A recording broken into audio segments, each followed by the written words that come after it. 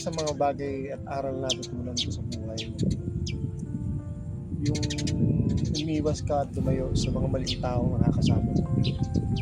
Kasi minsan,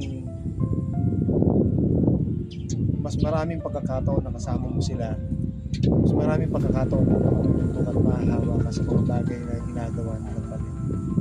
Kaya sa buhay ko, mas pinipili ko minsan mag-isa o ilan lang nagiging kaibigan ko o nakakasama ko.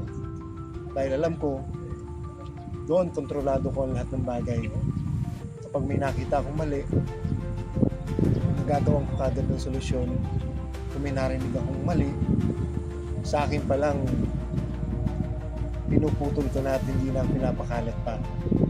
Kasi ang buhay natin, kapag pupumunin natin ang lahat ng pangit na bagay na nangyayari sa buhay at pagpuna sa kapwa, walang magandang maidudulot ito.